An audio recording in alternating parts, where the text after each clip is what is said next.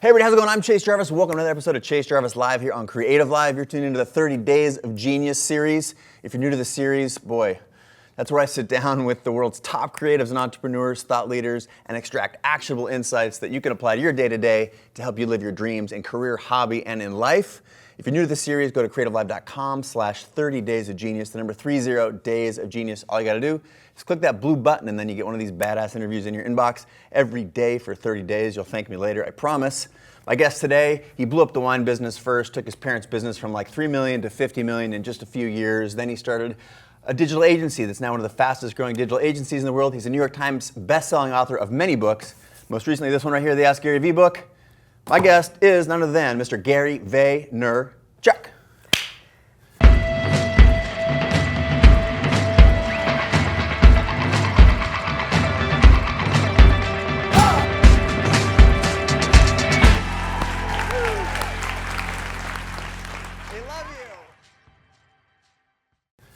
I need to comment off the gate. I'm sorry, this is how I roll. That was that was very well done. I have a lot of pride in my one take, bang it out, no signs behind the good looking dude right there. And you just did that, and I'm impressed, and I want to give you daps, and I hope everybody's watching. Thank you. Daps. That was extremely well done, man. Pro. You're good at this. Pro, likewise. I'm impressed. Well, I mean, when we sit down for your show, for example, we've done the Gary V or Ask Gary V show. That went well. I guess there's a lot of energy when you and I are together. It's true. I think D-Rock. I sat on your lap in Seattle. I don't know if you guys remember that. Maybe you want to clip that in right now. There was a when we were setting up the lighting for this. Well, these guys were setting up the lighting. They actually only put lights on this spot. I was like, well, what about the other one? He's going to sit on your lap, right? You guys were fucking with us. That was pretty good. I'm not going to lie. Thrilled to be here. Thanks for having me. Yeah, all the way on the other coast. What's like? Obviously, what's cooking? This thing blew up. Congratulations. Thank you. Congratulations. I made a video about it, not just because we're friends, but because it was super valuable, and because I made a little cameo. Yeah, that's true. Yes, you did. That was fun. Did very well. You know, it's funny.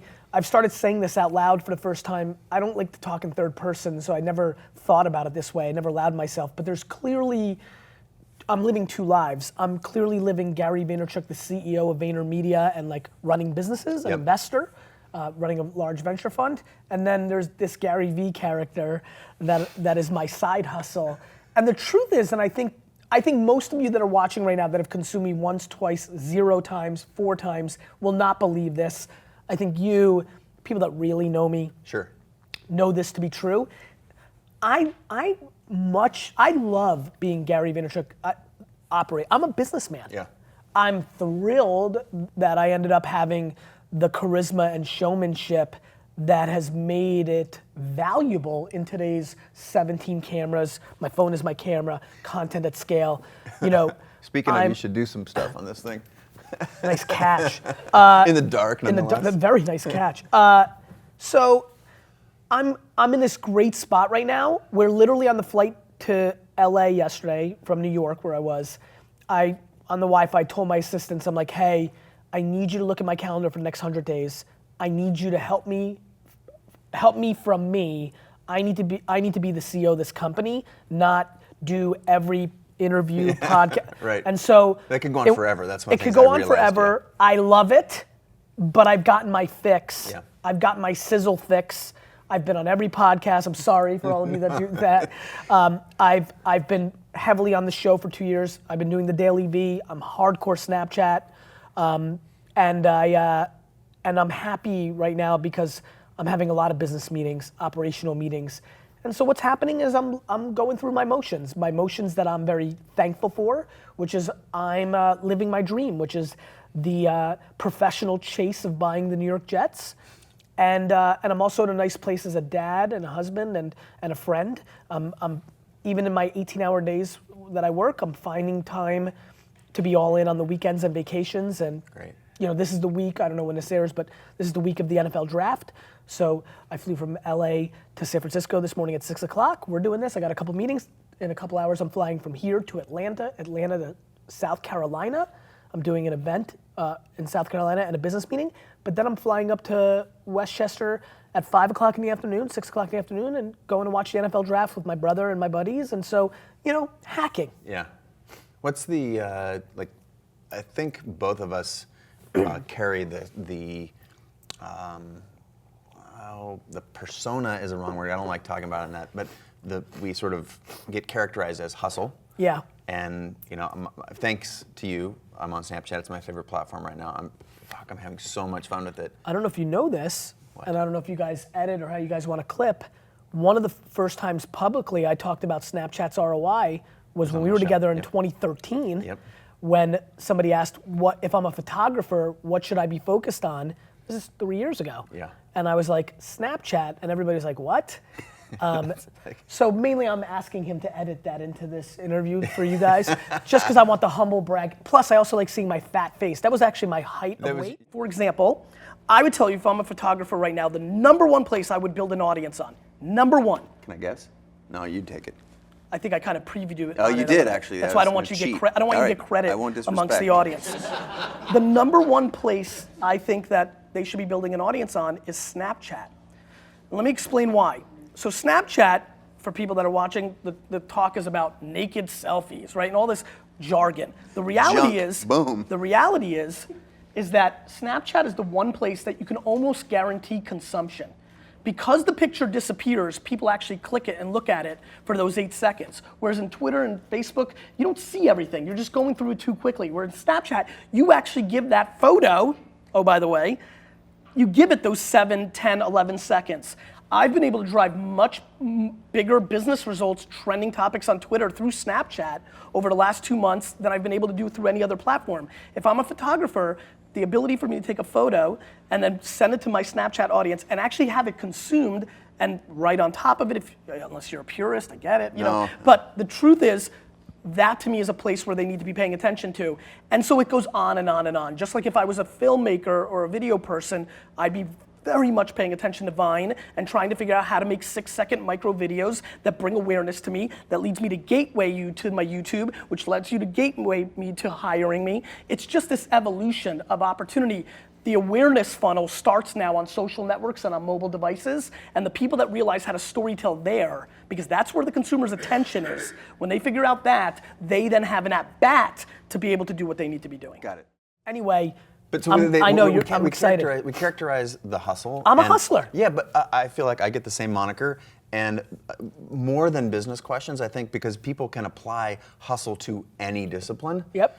What's your recipe for that? Because there's a sanity, like is it balance? Is it all in and rest? Is it go super deep till you crash? And then, I just asked. I'm extremely bad at being anything but myself. So thank God. What I think has happened is it's been extremism and momentum. Yeah. So here's a fun fact, I will not have a lunch meeting. If I have a lunch meeting, I will become lethargic and not be able to hustle. Interesting. So why?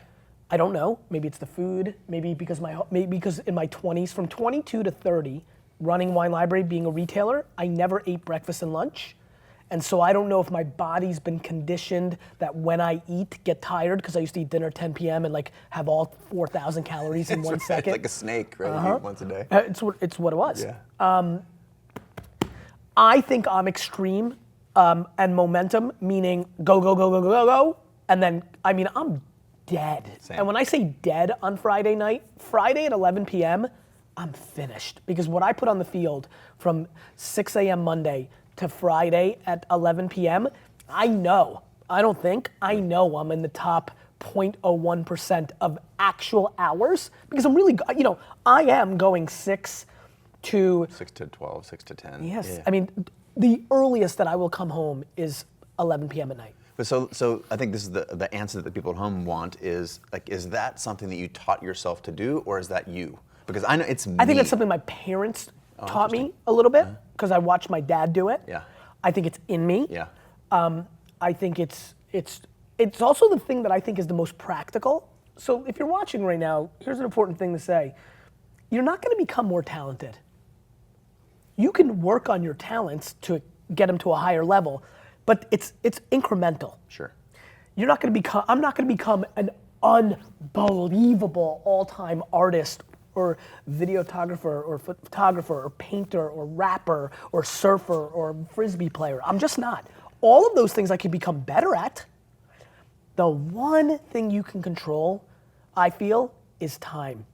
I don't have to watch House of Cards. Yeah. I don't have to play Candy Crush. I don't have to do that shit that everybody does on a plane. What's that fucking thing with Sudoku? the numbers? There's like it's universal. Everyone around I'm like me. looking all these flights. I'm like, what these guys are the girls. They're spending 4 hours. We've just flown from New York to fucking LA, and you just wrote a ton of fucking numbers into a box. Now, first of all, respect, because maybe that gal. Maybe that's your burn off. Exactly. Works every Sunday in the fall. You will find me burning out for 8 hours, first parking lot, then game, burned out. Like, it's a football game. It doesn't have ROI to my hustle. It's my escapism. Sure. So maybe that's how people's brains work. Maybe it makes them sharp if they're programmers.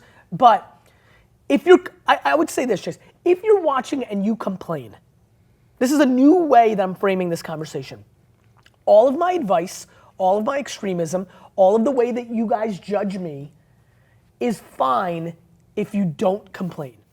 If you complain, if you right now, before you watch, if you and your buddy are in a coffee shop right now and you're watching this because your buddy said, oh, you gotta watch Chase and Gary, and 20 minutes before you did that, you were sitting there and complaining that you're not winning or life is unfair or the man is holding you down or damn Bernie Sanders should have won because we all need to make $25 an hour minimum wage. Like if you complain, well then you need to look at what you're spending your time on, because if you complain, you're not gonna complain your way to more talent, but if you complain and you watch this and it unearths something, maybe you will play 6 hours less a week of video games. Maybe you do not have to. I do not have a Netflix account. Do you know how insane that is? Like, that upsets me. I feel like that should be, like, nobody should be allowed to be in that position in 2016. But I don't watch. Yeah. I don't consume stuff because I'm working, because it's what I want, and it's the thing I feel I can control. And all the time that's left is a little sliver for the Jets, a solid sliver for my family, and that's it. And you know this. I do know it. You know this. You know how how I roll amongst the other personalities. I don't have time to like do the weekend stuff. It's a choice for me. Like people say, well, how do you live two separate lives where there's the hustle? I don't. I try and make it. I mean, my wife Kate produced, 1,000 photo shoots all over the world for 10 years for us together. And that was it was a lot of business, but we spent a lot, and we never had to come home and say, hey honey, how was your day? Because we were like this close to each other. And there's 15 other people and it was very, very messy. Now that I'm really focused on CreativeLive right now, there's a little bit more compartmentalization, but I've built a living and a life around the things that I love. So it's a little bit less separation for me. I think at the end of the day, let me kind of characterize this. Is it know thyself? Is it like you're being you? Self-awareness. Self-awareness. Is the game. It's why it's in the title of the book. Wasn't it on some pyramid at Delphi or something like that? Know thyself. It's like it's many thousands of years old. We're not writing this book for the first time. There's nothing that's being written for the first time. For sure. The only thing we're doing is we're synthesizing it for 2017. There's no. I love packaging exercise. Yeah. 100%. I love when people are like, GaryVee, like in my Facebook comments, GaryVee, Rick Thompson said that in 1942. I'm like, great. Fucking Caveman John said it in fucking 4 AD. Like, there's nobody owns any of this shit. I have no interest in. There's people who've been selling hustle and work hard before, like me, like way before me. It's how do you apply it to the context of a mobile first world, of what we're doing right now was inconceivable. In 1974, what we're doing 1974, that was 4 minutes ago. This was, this kind of quality of talent and production and equipment was only for one place, national television. Yep. So, to me, people piss me off because they're complaining and their great-grandparents, if they're not alive, would literally come out of the grave and punch kids in the mouth right now because they didn't have the fucking internet to make your dreams come true. There was no practicality to living the lives that we're living. Let's call a spade. Me, with all my stuff, I would have a bunch of liquor stores in New Jersey right now if I was the generation before me. Which would be fine, but it's hell yeah, it would have been fine. I would have not known another thing. For sure. Of course it would have been fine. Look at me. I came from nothing. My family came from nothing. Now I'm the biggest real liquor retailer on the East Coast. It would have been amazing. Yeah. But the platforms we have now, you could be the greatest entrepreneur of a generation if you want, if you're good enough. The opportunity has never been greater. The internet is America on steroids, and you still have people complaining about opportunity. Listen, I'm so happy so many of you do it. More for me. keep fucking complaining. Thrilled, interested. I'm gonna put a pin in two things. right, One, first of all, is like good thing you stopped that. Yeah, 'cause I know, was about to I really know, get I know going. better. I just don't understand. Yeah. Before you, Chase, seriously, give me one more second before you segue. Okay. Can you like help me here and get on this bandwagon? Like, we're so lucky. we are lucky. We're so lucky. Like, you could have been an ant. Do you ever think about the rarity of being a human being?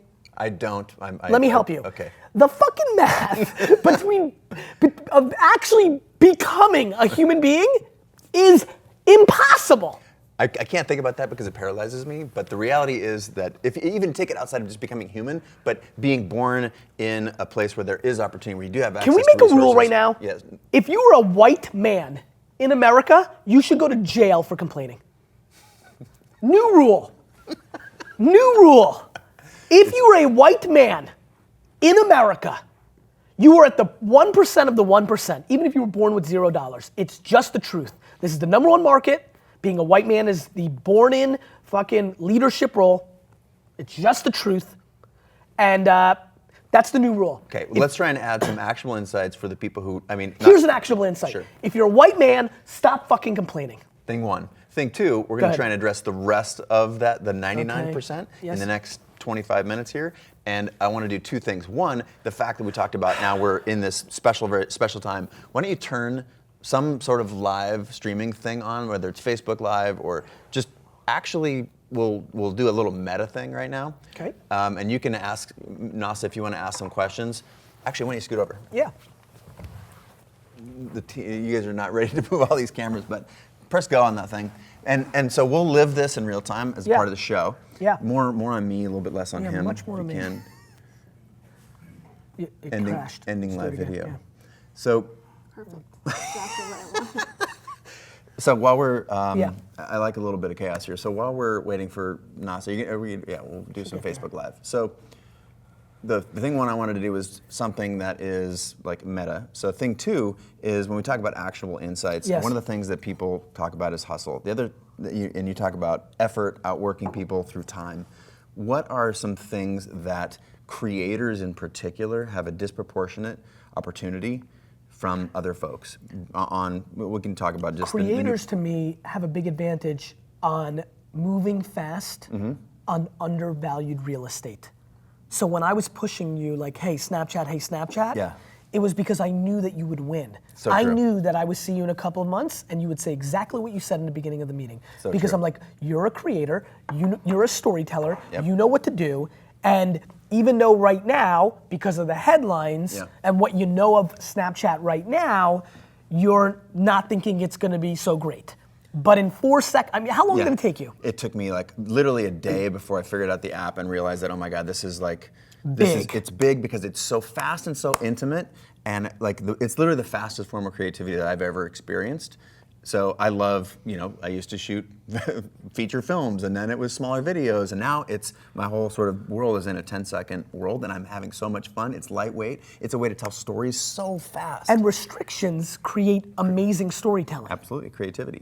Constraints. So what do I think? I think for all of you that are watching, now that I'm finally calmed down from my rant, I think that you are the generation that's gonna understand what to do on Vine and Musical.ly and Snapchat and Anchor and all these things that will continue to emerge. And for all of you, you might have missed the boat on Facebook. You might have missed, I caught the YouTube Twitter game, but other people caught the Instagram game. My partner Jerome Jar in our talent agency, he caught the Vine game. DJ Khaled caught the Snapchat game. Ashton Kutcher caught the Twitter game.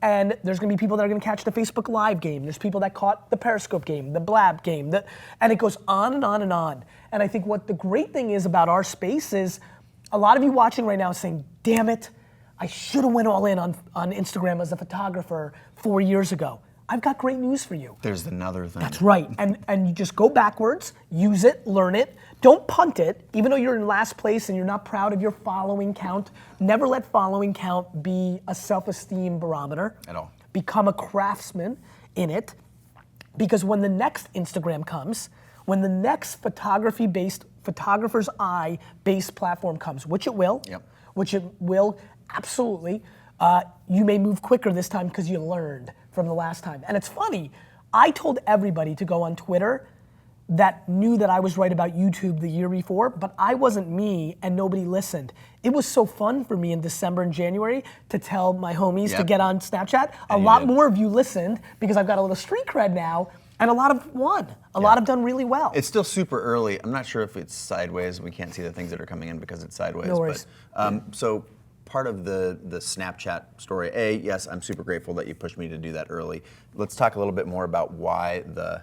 Let's see, go ahead. What's going on over there? That's right, keep going. Let's talk a little bit about why Snapchat is valuable, and let's talk about attention. And specifically, I believe that creatives and people who are paying attention to this broadcast have a bigger opportunity to make an impact because the medium is the message, and if you can create, then you are going to stand out. Because there's a lot of people who are not creating, they're just typing words, and that's not to say that it's not creative, but we can stand out from the other folks who are not creative. Listen, video above pictures, pictures above written word, I mean, that's been pretty established in society. Like I think that's been something that we've seen, and so I think that can somebody who writes break out on top of somebody who does video? Of course, if you're the best at your craft, you can break out, but I don't disagree with you. Anybody that's taking pictures or making videos in today's society can win. For sure. So, but what is it? Is it the actual content? Is it the message? Is it the medium is the message? It's the people. I don't think the medium's the message for me. Yeah. I think it's the people that know how to translate the context of the medium with their message. That's who wins. So I look at all these platforms as filters. Okay. As long as I start as a pure form of me and I understand how to filter contextually into those places, I will win. How do I translate? I'm different. I'm different on Snapchat than I am on Instagram, than I am on Twitter, than I am on Facebook. Yep. But I'm always me. But you need to be, you've been pitching that for a long time, right? Being native to the platform. Jab, jab, jab, right hook. For sure. It's the whole thesis. But native to the platform is also like, that's giving content. Yeah, what's going on here? It's just crashing. Yeah, just over and over and over. I'll let you do it one more time. And then I'll give you a little breathing room time so don't sweat on one another. But so you've been talking about the medium as a message. One of the things that I love about Snapchat, not to go on and on about Snapchat, but it's like 3 or 4 things mashed into one thing. So there's the messaging component of it. There's the photography part of it. There's the video part of it. There's the play part of it. All the little faces and things like that. There's a lot there. There's a lot there. That's where Snapchat's done a really good job. Yeah. The play is actually very important. Yeah. Because it's more context tools. For sure. I mean, it's a big deal. The geographic filters, all that stuff I'll put under play. But there's also one thing that I would like to talk about now, which is the attention. So the relationship that now that I made the ask just a couple days ago for people to go sign up for 30 Days of Genius. It's free. Press the button. You get to hear from you, Richard Branson, Ariana Huffington. I know what you're about to say. Go ahead. You were stunned how much converted from Snapchat compared to other places that you've been on. Yeah. You ready for this? Yep. I've been a leader. I've been on it for 7 years. I have 1.2 million followers. If I post on Twitter right now to tweet me something, and then I go with my 1.2 million reach, potential reach, and then I go to Snapchat and tell people from Snapchat to go to Twitter and tell me something, more people will do it from Snapchat. Wow. Think about that. Yeah. So I know. Why do you think I pinged you? Think how many times in the last 4 years have I bothered you and said, do this?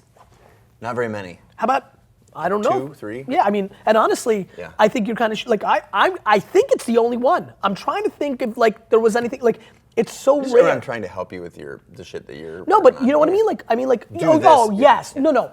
Asking you to be like, hey, I got a book coming out, can we do something? No, I mean, Chase, for your vested interest, you need to go do this. Only once. And that's, there we go, it's working. There we go. And that's why I did it, because I knew, because I knew that it was gonna benefit you, and for me, the paying forward of, and think about it, here you have this important 30-day genius thing. Yep. You've only been doing Snapchat for 100 days. Not even. Right? And think about it's crazy. It's crazy. Attention. It's crazy. It's attention. So one of the things that I'm trying to do is I'm really trying to personalize as much of it as I can for the people that are responding to me. And it's a huge time commitment, but it's very easy for me to do that in the back of an Uber, right before, when I wake up, when I'm. Does that mean one-on-one messaging with Rick? Or does that mean you've got a sense of what the community is there and you're producing content based on that? Both things. Yep. I'm sort of living a dual life, Yep. and I'm finding I actually personally extract value from seeing the messages from individuals because there's so much more context with video. And reading a tweet, it's not bad. It's like, hey man, you've changed my life, helped me in career. But to get like a visual message from someone, that's really, really powerful. So where's my phone? I have it. Hey, how's it going, guys? Have you started doing this, Chase? This is my favorite move right now in Snapchat. And maybe you'll see what I do, and maybe you guys can show it on the screen. And feel free to flip us some questions if you want, like they're too small and happening too fast for me. So somebody will send you a message, Yep. and then you do this. Thanks, bro. This is faster than typing. For sure. And deeper relationship. So how is that different? That's a nice move right there. That's the So press the little camera button. That's what exactly. You just did, So like that camera button right there. Right there. If you do that, so one of the things I've been doing is I've been able to respond to these things way more often, right? Yeah. So let me know if you're available. I'm honestly lost for words because I said hello. Let me know when you're available. I'm honestly like lost for words right now for the sole reason you responded. That's I get 100 of those a day. It's My amazing. friends on Facebook Live, all of you that are gonna watch here, let me make a really good actionable statement, Great. though it's a big it's just a general statement. Scaling the unscalable is where all the action is. Yeah. The one asset that everybody knows everybody's got the same amount of is time. And so if you took the 3 seconds to say hey or hello, or when you look here and say, hey, Julian Jari, right? Yeah. Like when you just do that, and I do that all the time, and then a lot of times I like to hit the like, like the little, there we go. And now Julian gets a Chase liked my, Right. It's crazy. You may think it's very lightweight, but I call it the Ricky Henderson effect. For all you sports fans, Ricky Henderson was a very good baseball player in the 80s. I went to my first Yankees game. We sat fairly close. Big ups to my dad for getting tickets from the liquor guys. We were fairly poor still. I went with my uncle, because my dad always worked. And Ricky Henderson was going to the dugout, and whether he looked at me, because now, the amount of times I now wave at somebody in the There's crowd, like and 80 like 70 people people are around like, hey, GaryVee, wink. Gary looked at me, But high-fived me. he winked at me. That was it. You're in. You're just like. And so fan a for like, life. a response, a hello, this is what I wrote about with the Thank You Economy 2 books ago. I think it really matters. And where the attention is of the time, you get even more. So I don't get the reactions on Twitter for responding that I used to. But a Snapchat message response blows people away. I love it. It's so much. It's like the medium again is so powerful. Video is more powerful than words for me because you get to see the expression on someone's face. And I mean, I'm just like sitting there like I'm super happy to receive this from you. Thank you very much. And they get to see the expression. Like I know what it feels like to sit next to you. And this is the next best thing. 100%. There's energy. There's sort of you can't replicate that in a written word. You just fucking can't. I totally agree. Big All right. shout out to Jared Poland. Yeah, what's up, Jared? How you doing, bud? All right. Want to fire off a couple questions? Sorry, there's too many questions coming in here. How can a photographer build a business where they are not doing all of the work? Meaning they want to build a business, they live in Philly, but the work is in Arizona? I think more like they want to build a business and not Work? just be the only person. They want to be the only person, not the only person who's taking pictures. For me, if your name's on the door, then you have to take the pictures because. But there's and it's photography firms that have employees, right? For sure, that is a very different style of building. Like you can build a photography company. I think the amount of photography. That would be companies- VaynerMedia, right? My name's somewhat on the door. Sure. It's not like I'm community managing for GE right now. Right, but you're also not. You're not actually the one taking the pictures. You're not actually the one who's writing the copy for the ads. That's for right. The digital. As long as I think to that question, and they're both work. Both Sure. work. I think the mistake that a lot of people make is they're not upfront with people in That's the fair. beginning. So I think if you have Chase Photography, you need to, in your website, in your deck that you pitch, you need to say, look, I am Chase. I'm a great photographer. You don't get me. Unless- I've curated the 58 billion people that applied, and these are the 16 I pick, and we will crush it against any other alternative. You know what I say, and by the way, I say this very rarely because I'm busy, but sometimes if it feels right, and if a client's big, I'm like, look, you can have me. I'm like, it's expensive, so So I'm actually I have a slightly different opinion. That there is a way that you can build that business, but I think it's you deviate from the creativity part so fast. It's very hard to differentiate when there's a bunch of people who work for you taking pictures. If it's like John or Sally's wedding service and you get a bunch of photographers that are out there taking pictures, to me that is a downgrade of your brand and your quality. And actually you can make a shitload more money, in my opinion, by being the best in the world, charging totally extremely high prices. Who's that really prices. famous woman photographer that gets paid like $1 trillion? There's a lot of them. Annie Leibovitz? That's exactly right. I don't know. I just see that a lot. That she like gets $1 trillion to do it. Like, And by the to way, me, that's wait a minute, real quick. And this is fair. interesting. This is why it's fun to have both. Like, it comes down to you. So, like, to me, the thought of going in. We started this interview. You guys didn't see this on Facebook, but you guys did. I could make $150,000 giving a speech 200 days a year right now. Do you know how insane that is? Yeah, do you know how much money that is to do something that's so? But I don't want to. Right. I want to build scale. For sure. I love the idea of 53 VaynerMedia offices in Singapore and in Sydney, Australia, and I'm not doing it. It depends on, but I love building businesses. So you have to understand if you love your craft, like if there's 100%, how much of your percent is the craft? Like I like taking the photos, and how much are you an entrepreneur? I like building a photo firm. I think that's a really interesting thing. I want to jump into a question that I'm very passionate about. Actually, before you do that, I'm going to say one thing. So, to me, I'm just admitting that for me, it was like all about having ChaseJarvis, the photographer. I did that for 10 or 15 years. Yeah. Very top, one half of 1% of earners in the field. And then you leverage that to other opportunities. Exactly, and I loved it. Smart. It was amazing. It was the craft. But after you do that, that feels like Groundhog Day. If you do it for 10 years, you go from the Apple shoot to the Nike shoot to the Mercedes shoot to the. You do that for 10 years, you're like, great. What's something bigger? I take my name off the door. How can we scale? And instead of giving people fish, how can we teach millions of people to fish? I totally understand. So and I'm trying to do both games. By the way, I started a marketing firm on the back of me being the marketer of a liquor business and wine shop and learning the craft. I did 10 years of operating my marketing craft. I didn't win the wine library game by being the best at stocking the shelves. Right.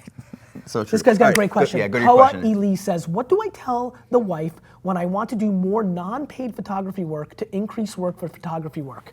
I'm fascinated by this question. I'm dying to hear what you're going to say because I have a feeling this is very big in your world. I'm one of the great advocates of spec work in the world. I will still now, I just out loud said I get paid 6 figures to speak if it's the right event that does the right thing for me, my brand, to get more work. I will go and speak. If Ted and Davos and South by don't want to pay me, and by the way, they don't. That's where I'm at now. So that's what it takes. But the 50 that I say no to now, that came in today, they were all the ones I said yes to in 2006 and 7. Because I had to pay my dues. You got to play the small clubs to play the stadiums, and the best play the small clubs while they're playing the stadiums. I'm going to say this with all due respect to your wife. My intuition when I see that is your wife doesn't understand business. She's a transactor. She's looking at you and saying, don't do that. You get paid, yelling at you. You get paid for that. What she doesn't understand is if you do the right 4 or 5 projects, if you do one. Yes. I mean, tell me this is right? I'm sure this is right. I've lived it. One picture can change your career. Absolutely. I've been paid more than $50,000 for a picture on a lot of occasions. And the first time I did it, it was a game changer. It went from like literally eating ramen to I had a photo studio with employees.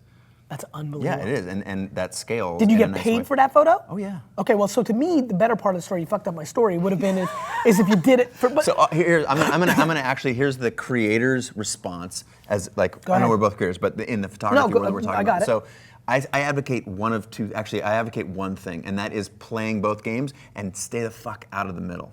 So you either like Agreed. My rate is 10 grand. But I love your project. I know you don't have 10 grand. I judge things on 2 accounts. One, do I love them? Is it passionate? Do I love the people, the brand? Is it an opportunity? Or do I get sort of paid? And when I can put them both together, that's great. But I'm not going to take $500 because the $500 person never turns into the 50,000 person because when they have 50 grand, they don't say, oh, let's call the $500 photographer. So I would either do it for free or do it for the full rate, and anything in between is danger. I totally fundamentally agree with that. I'm a big fan of the clouds in the dirt, the extremism of the raw, and the high, and I'm a big believer in that. And by the way, I also think you have to know where you're at. Like, oh yeah, like pretending it's gonna get you in trouble. Yeah, I'm so big, like the amount of friends that yell at me, designers, got so mad at me when I started doing this. They're like, fuck you, Gary Vee, you're gonna give away wine for free? I'm like, dude, you're in the service business. Like, I paid for the wine, thus I resell it for more. I'm like, I'm in the service business now. I do tons of stuff for sure. For spec, to be a gateway drug to get paid. I'm like, dude, nobody knows who the fuck you are. Yeah. Your design is not that great. You think you're so great? Why don't you get some business and money before you worry about spec work? People are more upset about the religion and the emotion around it than how it actually practically affects them. It's so true. It's so true. So you got one more question? Yeah, you got another question, Nasa? Why don't you fire something up? In the meantime, I'm gonna go back to that. Go ahead. The problem that I see with people trying to work for $500 is that they will always beat that $500 rate. Well, look, I think it also comes down to who they are. I mean, one thing I would tell a lot of you, and I've told a lot of my photography friends and painting friends, is never do the next job for what you did the last one for until the market tells you fuck you. Always. That's how I did my speaking career. I didn't know how to price. Yeah. I got a great story, I'll do it in 1 second. Sweet. First call ever, he's like, Gary Vee, we want you to speak at this event. I'm like, yeah. They're like, what's your fee? I'm like, what? I was like, hold on. I was like, holy shit, this is amazing. I'm like, okay, put them back on. I'm like, so I'm a businessman at this point. I'm 32 years old, built a big business. So I'm no dope. I'm not like, how did this happen? I go, okay, I'm like, what's the most expensive number I can throw? Because I can always go, right? For sure, and without laughing at yourself. Right, so I'm like, $5,000. And they said, great. He goes, great, we'll send you over the contract. I'm like, fuck. So we're talking. And by the way, this is where I'm a bad guy. I'm a bad guy. Well, listen to this. So we're talking, and I'm like, motherfucker, he said yes so fast. So fast, it's terrible. So we're talking, and he's like, okay, let's wrap it up here. So you're gonna give a 1 hour talk for I'm a, whoa. I thought you said a half an hour talk. I go, I'm sorry, bro. I'm sorry, my ear, maybe I didn't hear, like, I'm so apologetic, but I gotta be honest with you. For 1 hour talks, it's $10,000. He goes, okay, great. I go, fuck. I was so pissed. I'm like, and so, it's so true. And so I'm hopeful that if they're watching here, that if, you should always have the confidence and the self-esteem to raise it one more time, and the market will say no. For sure, at some point, but find out what that is. Find out what that is. And people ask me, like, what's your rate? I'm like, I don't have a rate. I try and figure out how much money you have, and then I extract that plus $5. And because what it makes you do is realize and respect the value of the person who's sitting across the table from you. It's like, what I want you to say is like, how much is to speak? 20 grand, like, oh shit, okay, well, I have to go back, and we only had 15 budget, I think I might be able to make it happen, and they go back and they go, great, we got 20. So just swim upstream just a little bit. Yeah. All right, so I think we're gonna end this, but I gotta go back and we need to wrap up a couple of things in the show, and I wanna talk a little bit about this before we go. So you folks out here in Facebook land, thanks so much, I love you. And this is on 30 Days of Genius. And if you haven't heard of that thing, or you haven't clicked the blue sign up button, it's free. Sit down with me, Gary, Richard Branson, Ariana Huffington, do it, let's go, come on, bye. Great advice, thanks guys, bye Matt, bye Alvin, bye Karen. I have 3 minutes. Okay. I'm gonna give you this thing. Fast. All right, so, I like sitting close to you. There's good energy, but it's hot, it's warm. You've been on the tirade of this thing for the last 60 days. Is that fair to say? Yes. What are you working on next? Because building VaynerMedia. Putting out great shows. I did a call-in show for episode 200 that I loved. Like the AskGaryVee show in call-in format, becoming a 1970s radio host. Loved it. So I'm gonna do that. And the Daily V, the vlog that I'm doing. I'm just gonna do more practitioner stuff. The time that I'm not doing podcasts or things like this, I'm gonna play with Musical.ly. I'm gonna play with Anchor. I'm gonna play with After School. I'm gonna play with all these emerging platforms. And I'm also going to stay very on top of Snapchat, Facebook, Twitter, LinkedIn, Pinterest, Instagram. So I'm gonna go into practitioner mode, which I truly believe separates me from a lot of the people that look like me. Yeah. I'm doing and talking about it. Sure. Not, I did it once, and now I'm going to spend the rest of my time talking about it. And I think that's dangerous for a lot of us creators. You get to a level when you're not in the dirt anymore, and I think that's dangerous. Let's go to the clouds and the dirt. The Yes. dirt is doing it. Now, you can't actually be it. Well, if you take a great picture and then you spend a year marketing it, you're never going to get anywhere. Same is true for so many different professions. But let's talk about people who have that problem. Yes. And how do you avoid it? Look, I think you have to first self-assess it. Okay. You have to realize you're in it. This is why you watch stuff like this. I'm always hopeful that an interview brings value to somebody. Of course. So, if you're not happy with what's happening with your results, you have to look at it.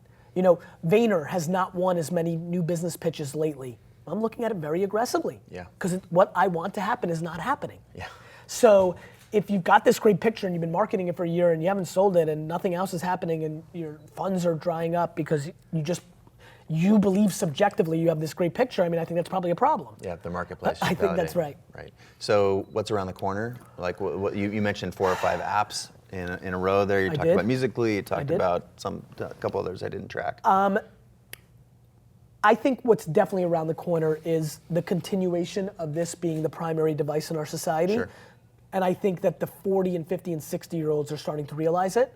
And I think when that happens in society, because don't get it twisted, kids, as much as, I'm not a kid anymore, but as much as you want to believe, there's always some old chick and old dude that are actually pulling the strings. Their belief in this revolution is now about to happen, and that's going to burst open everything. It's going to be a very interesting decade of greater opportunity than we've ever seen. On the flip side, a lot of startups are about to go out of business because they were all built to burn too much cash and not make money. Right. So it's going to be a very interesting landscape for the next decade, in my one person's point of view, of a lot of carnage, but a lot of roses out of the concrete. And so that's why I push practitionership so much, because you can't just be good at fundraising anymore, because you got to build something. 3 questions about Gary. Number 1, morning routine. What do you think about? What do you care about? How do you start your day? I poop and look at my phone and look at my calendar and look at the top 150 free apps in the Apple Store to figure out what's popping. Interesting. I do that every morning. It's the first thing I do. How important is taking care of yourself physically? Look, I think it's super important. You were 30 pounds heavier last time you did this. I didn't do it for a long time. I did it because I think it's important. I know you can get hit by a bus. I know that cancer doesn't care a lot of times what weight you're at. On the flip side, control what you can control. And so I think that's happening. And you know what I'm excited about? Forget the physical thing, because I think that's been in the air for 20 years. Okay. The mental thing is coming. Oh, for sure. Meditation, mental health. I'm a huge advocate of all that stuff. I'm very excited that we're starting to talk about depression and suicide, and I think it's healthy. I'm excited about it. I think I'm so mentally fit. I feel guilty that I got lucky, that I want to provide the conversation. That's why I'm trying to reframe entrepreneurship, how hard it is, how depressing it can be. And I think it's very important. What's something that people don't know about you that they would be surprised if they found out? This is the last question, so think about it for a second. I'm going to start to close the show. You're thinking, and while he's thinking, I need you to sit on that couch for another 5 seconds after we're done so I can take your picture, and then we'll get you out of here. So now, back to the question. One thing that if you told people, they would be surprised they didn't know about you. I hate, and I mean viscerally, I am visceral to confrontation. Really? I told you. Holy shit. Mainly because when it's camera time and it's stage time, I'm very into it because I'm not talking to an individual person. But on an individual level, my biggest business weakness is I hate firing people, and I was very bad at it. And it's because I hate negativity. The reason my companies have great culture is because I hate negativity, so I fire all the cancers, no matter how good they are, because I suffocate in confrontation. Only at jet games and in public domains do I like confrontation, but everywhere else. It's also safer that way, right? It's like it's generalized. Yeah, it's like there's the crowd. The guy and who's there's wearing you, the Patriots jersey isn't really Don. Yeah. Right? It's a dude. He's a piece of shit fucking Brady fan. You know what I mean? Like, it's general. Like so true. When I'm on stage, that's not Karen. Yeah. That's corporate America that's fucking stupid with television commercials. Got it? Yep. It's not Sal. He's a young kid entrepreneur bullshitter. He only knows how to raise money. Got it? Yep. But when it's on a 1-by-1, I'm visceral to it. I hate it. I'm very honey over vinegar. I don't like to be tough. I don't yell at people. All my employees get a real kick out of the friends and family that are fans of me, and when they tell them how overwhelmingly soft I am in the trenches, they're completely flabbergasted if they only see my public keynotes. Beautiful. Thanks for your time, brother. You got it, brother. All right, I don't know what camera to look at right now because we blew this whole setup, but I'm gonna look at this one right now. Sign up for 30 Days of Genius. You get another one of these tomorrow. Thanks a lot for your time. I'm Chase. This is my friend Gary.